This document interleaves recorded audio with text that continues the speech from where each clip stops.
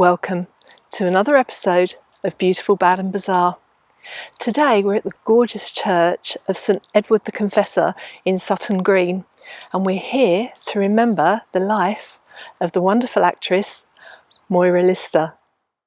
Irene Moira Lister was born on the 6th of August 1923 in Cape Town, South Africa. She was the youngest of three daughters born to Army Major James Lister and his wife Margaret Lister, née Hogan. Margaret was originally from Stirling, Scotland, and was born in July 1881. Her husband, James, had a more mysterious background. His exact date and place of birth remain unclear. James and Margaret were married in South Africa in 1912.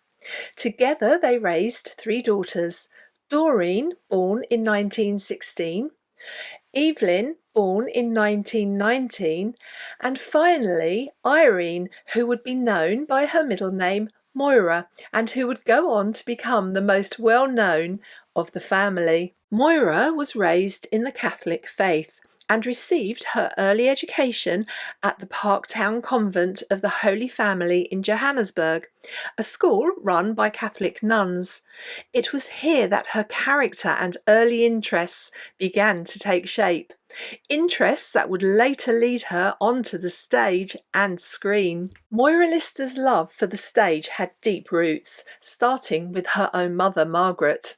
Despite a strict Victorian upbringing, Margaret once landed a starring role in a silent film. But her dreams were abruptly cut short when her own mother accused the film producer of abducting her. That marked both the beginning and the end of Margaret's stage career. Still, having three daughters, she poured all her energy into giving them the chance to perform. Moira's eldest sister, Doreen, trained as a dancer and even appeared in the film Evergreen with Jessie Matthews. She was offered a Hollywood contract, but chose love and marriage in South Africa instead. Her second sister, Evelyn, was a talented pianist and composer, but she too stepped away from the spotlight for love. Moira, however, followed a different path. She trained in dramatic arts and once said she was irrevocably tied to the apron strings of probably the most demanding of all lovers, Mr. Theatre. Her father hoped his daughters would become practical, useful citizens of South Africa, but their mother filled their heads with dreams, stories, and the magic of the arts. At just 11 years old in 1935, Moira sailed to England with her mother, sisters and an aunt to pursue those dreams.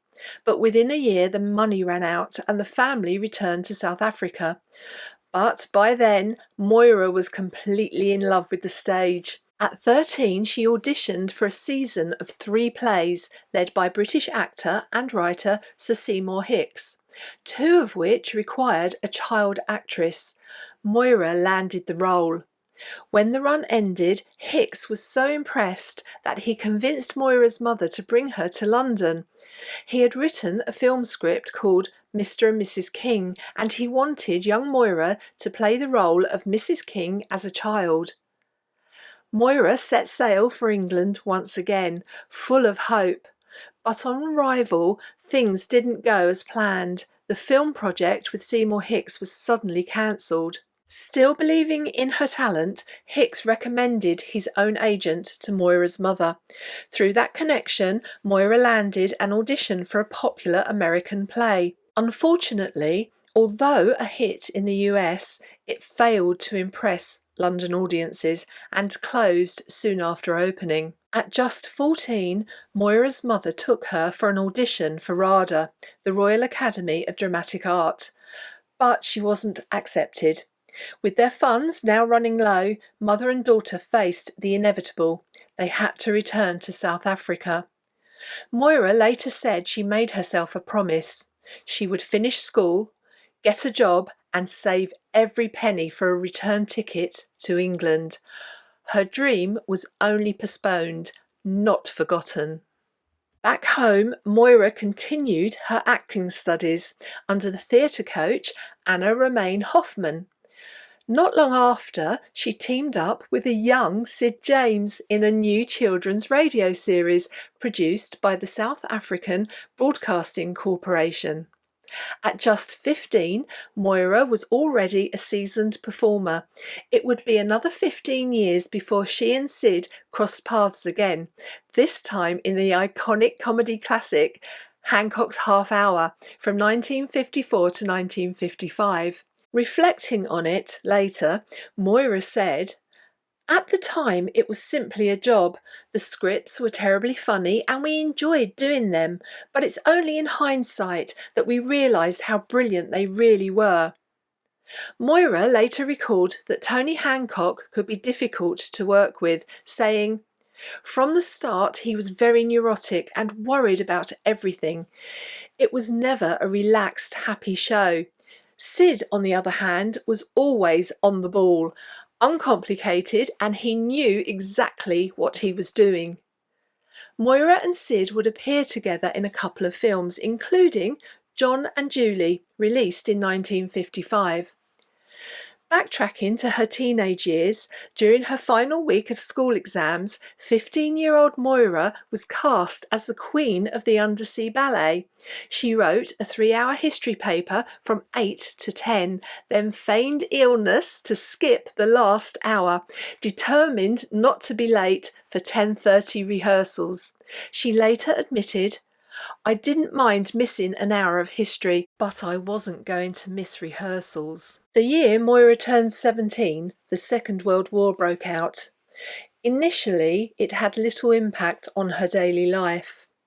Around this time, she had a brief encounter with an English officer. In their short conversation, he said, "When this is all over and you're in England, my mother and I would be delighted if you'd spend a quiet weekend with us in Somerset." He handed her his address before leaving the next day.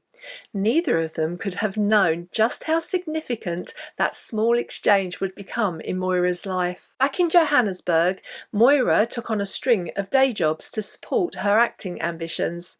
Her first job was selling gramophone records, but she was quickly let go.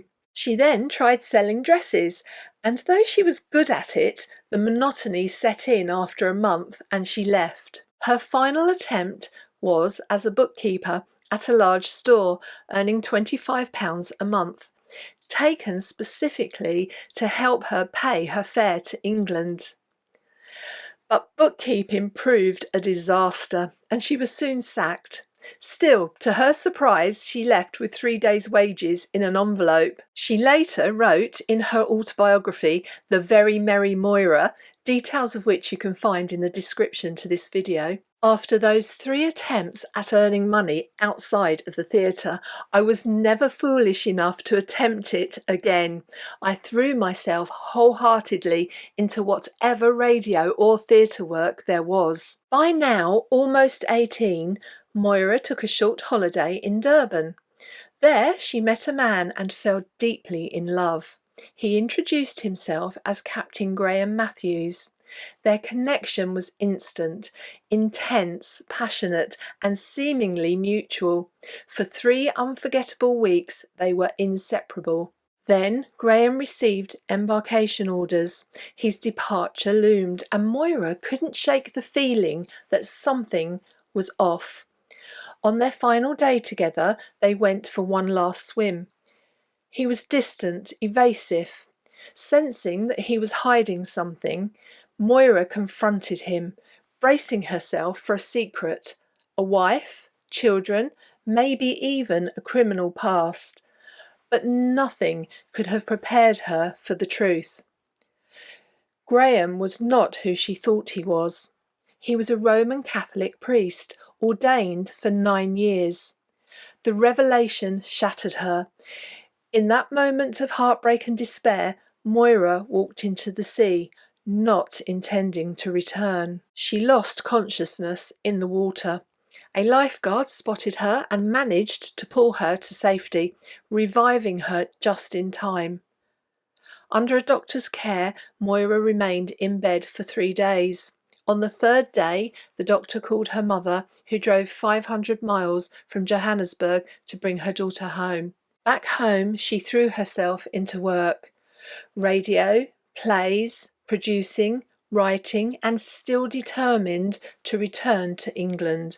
She would say her desire to return to England became obsessive.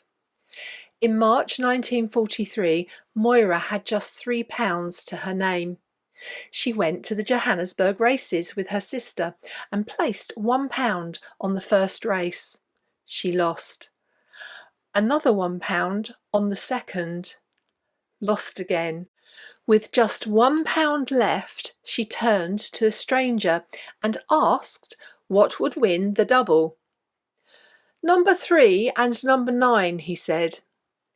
To her sister's horror, Moira bet her final pound on those numbers and won £120. She later said, "In that moment, the doors of the world opened to me, and in a gust of confidence and expectation, I flew through them." At the height of war, a young and ambitious Moira Lister was ready to set off for England. But travel required a permit, and she had none. Recalling a friend who'd secured one by claiming she was off to marry in India, Moira devised a daring plan of her own. She needed a fiancé in England. Enter Major Spencer, a kind man who once casually said, "If you're ever in England, do look me up. My mother and I would be delighted if you'd spend a quiet weekend with us in Somerset." That was enough. Moira listed him as her future husband and sent off her request to Pretoria. Amazingly, it worked. The permit arrived within 2 weeks, valid for 3 months. But time was not on her side. Transport was scarce and no crossing was available. Weeks passed. Her permit expired before she could leave. Desperate, Moira told the truth. She wasn't marrying anyone. She was an actress chasing her dream. To her astonishment, the authorities granted her a 2-week extension. 3 days later, her ship came in. As Moira boarded the massive transatlantic liner, reality sank in. There were no streamers, no band on the quay, just hundreds of tense, frightened passengers leaving the beauty of Cape Town for the unknown through submarine-infested waters. The journey was long and grim, but nothing could dampen Moira's excitement. She was chasing a dream. After a long and tense voyage, a wave of electric atmosphere swept the ship one morning. Moira rushed to the deck, and through the sea haze the liver birds rose into view. She was home. Liverpool had never looked more beautiful, and the city held a special place in her heart ever after. It was May 1943. Moira was on a train to London, hoping to start fresh. She'd written ahead to friends asking to stay a few days until she found work. They agreed and planned to meet her at the station. But when she arrived, her friends were nowhere in sight. Instead, a gentleman appeared. His name was Martin. He told her her friends had moved to Suffolk and had sent him to bring Moira to their new home. In Suffolk, Moira wrote countless letters and set up meetings, hoping to find her break. But the replies were polite and vague, nothing concrete. Doubt began to creep in. One day, Moira poured her heart into a story about her voyage and sent it to the BBC. To her amazement, it worked. Just 4 days later, she got a call. Her story had been accepted, and they wanted her to read it live the following Thursday at 7 p.m. Moira arrived at the BBC and was told to report to Studio A at 7 p.m. and Studio C at 7:30 p.m. Confused but curious, she followed instructions. At 7 p.m, she read her story as planned. Then at 7:30 p.m. came the surprise. Studio C held a live audience of 500 and she was handed a script for a show called Just What the Doctor Ordered. She was the compere. It would have rattled anyone else, but Moira rose to the moment and delivered a flawless performance. At just 20 and 18 months into her move to England, Moira Lister reflected on her progress. Though she had made her first film, the first of several, The Shipbuilders, in 1943, and was regularly on the radio and active in theatre, enough to pay the rent, she couldn't help but feel her career hadn't quite taken off. Moira Lister's personal life was as dramatic as the stage. She began dating Martin, the man who'd first greeted her at the station. He adored her, and while she cared for him, she wasn't in love. He offered stability, but she felt emotionally trapped. Eventually, they parted ways. Moira's career took a turn when her agent landed her an audition for the Stratford-upon-Avon season. Despite knowing little Shakespeare, she bluffed her way through and got the role. Determined to succeed, she studied day and night. She spent a year with the company, earning £25 a week, enough to buy her first car, a Morris Minor. Around this time, she attended a lunch at the Ritz in London, invited by an author writing a book on celebrities. There she was introduced to a French aristocrat. Now, I'm going to have to add a warning here. My pronunciation is just not going to cut it. So please bear with me and I will put the name on the screen for you. Viscount d'Orthez. He made no real impression and she left unaware their paths would cross again. But not before she briefly dated a murderer. In spring 1946, Moira reluctantly joined friends at a London club. While dancing, a voice called out. It was George Armstrong, a handsome Englishman she had known in Johannesburg. He'd married her school friend Liz, but now claimed Liz had died in a car crash. He was in London seeking a better future for his son. Pleased to reconnect, Moira gave him her contact details. 2 months later, they had dinner at Bagatelle. He was charming, funny and respectful. The next day, Moira received a shocking letter from her sister. Are you out of your mind? George Armstrong is Neville Heath. She was stunned. The man she'd just dined with had already killed once and would kill again 10 days later. She had unknowingly been out with a serial killer, sandwiched between 2 murders. Moira later wondered if her blonde hair had spared her, as both victims were brunettes. Neville Heath's real life was a web of deception. Born in 1917, he joined the RAF at 19, but was quickly court-martialed. Over the years, he committed fraud, theft and forgery. During World War II, he re-enlisted, was court-martialed again and then fled to South Africa under a false identity. There, as George Armstrong, he joined the South African Air Force and married Liz, Moira's friend. Liz divorced him in 1945 for desertion. By 1946, Neville was back in the UK, posing as a grieving widower. On June the 20th, he had murdered Marjorie Gardner. Then, just weeks later, on July the 3rd, after taking Moira Lister to dinner, he went on to kill Doreen Marshall. He was arrested 5 days later, convicted and executed in October 1946. Moira's near miss with Neville Heath remains one of the most chilling brushes with true crime in British entertainment history. But it did nothing to slow her down. Her career was soaring, and in 1947 she starred opposite Noel Coward in the original London production of Present Laughter, and went on to earn acclaim for her roles in French Without Tears and The Love of Four Colonels. Moira would again cross paths with her future husband, quite by chance, while walking down Jermyn Street in London. She bumped into the charming French Viscount, who also happened to be a decorated French war hero. Delighted to practice her French, they chatted briefly before parting ways. 2 months later, she received a letter from him. He asked if he could pass her name along to friends opening a French fashion house in London. They wanted to invite celebrities to the launch. At the end, he added, "P.S. We really must have that lunch one day."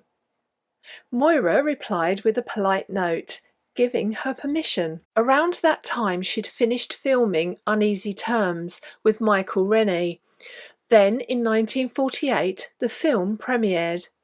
But Moira was performing in Present Laughter at the Haymarket that same night. While she couldn't attend the premiere, she planned to join the after party at the Savoy and needed an escort. She thought of the elegant Frenchman, and when asked, he accepted without hesitation. She would say on the night he arrived to escort her to the premiere, "Tall, dark and handsome was no cliché for him." She stood and stared for a moment and said that she fell in love with him there and then. From that moment on, he never left her side. Moira travelled to Paris to star opposite François Perrier in the 1951 film, which for your relief I will give the English title for, My Seal and Them. She loved speaking French on set and was enjoying the work, but halfway through filming, everything changed. A cable arrived. Her mother, who was en route from South Africa to visit her in London, had fallen seriously ill, and she'd been taken off the ship in Southampton by doctors. Moira was granted leave from the film and rushed back to England.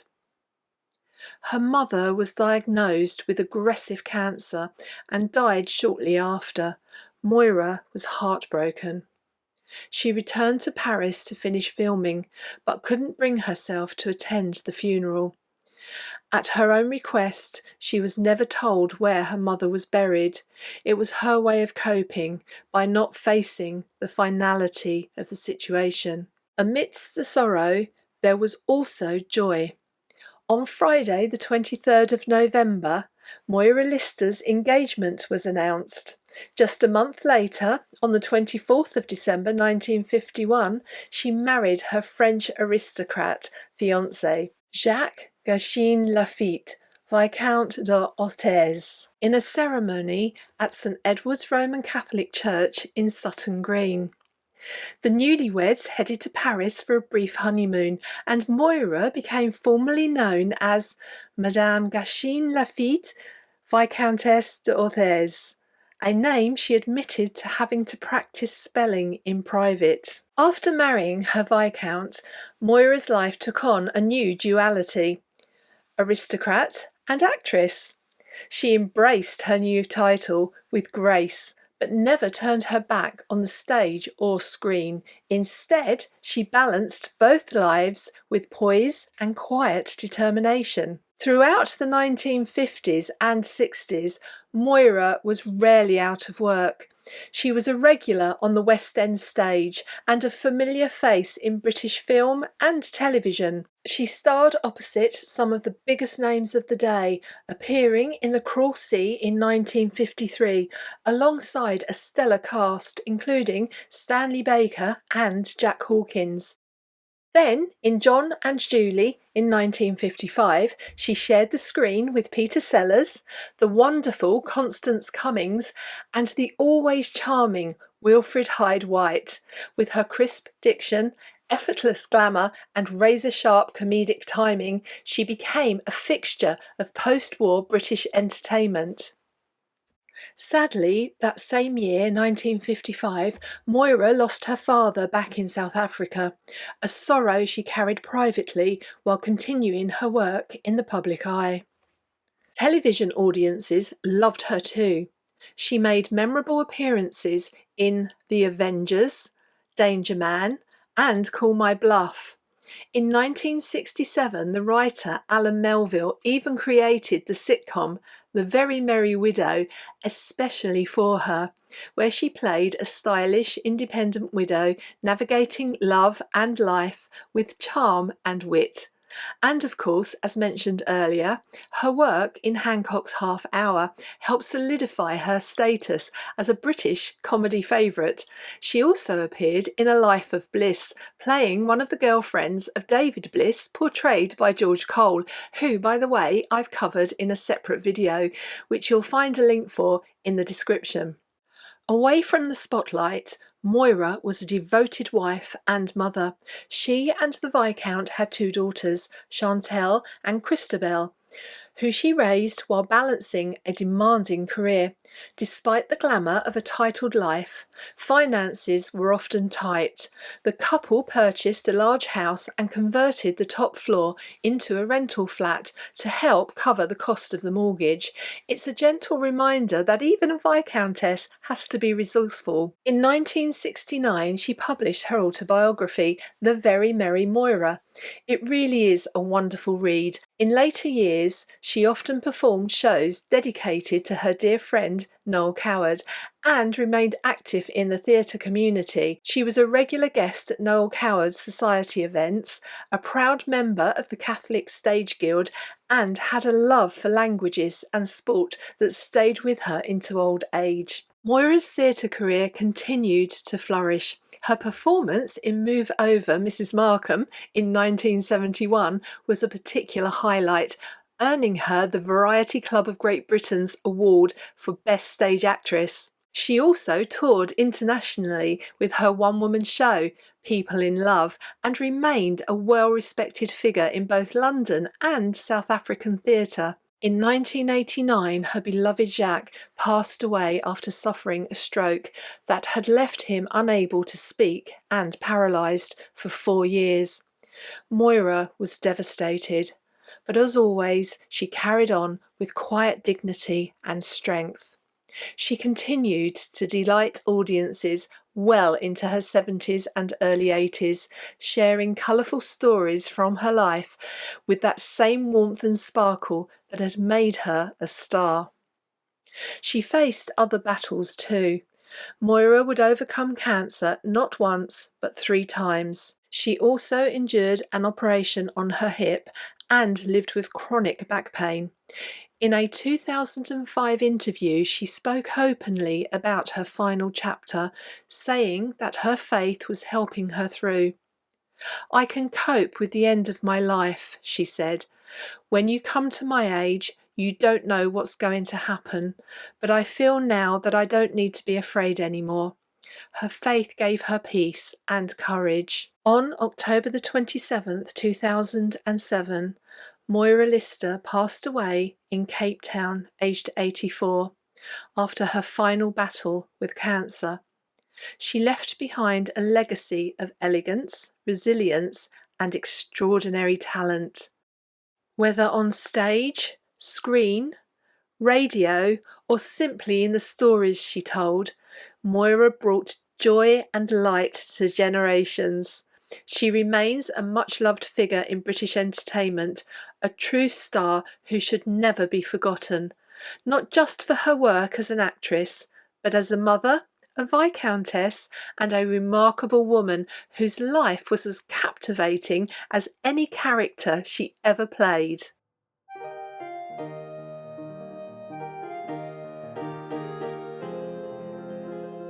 Moira is buried here in the same churchyard where she once married her beloved Jacques.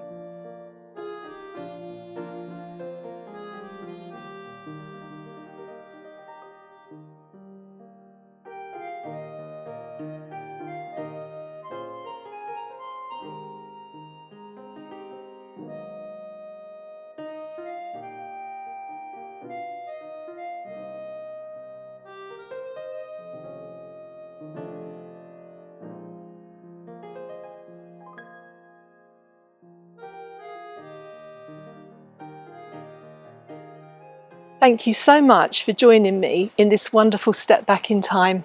I hope you enjoyed learning more about the life of the wonderful Moira Lister, and I really hope you'll join me in the next video. I look forward to seeing you there.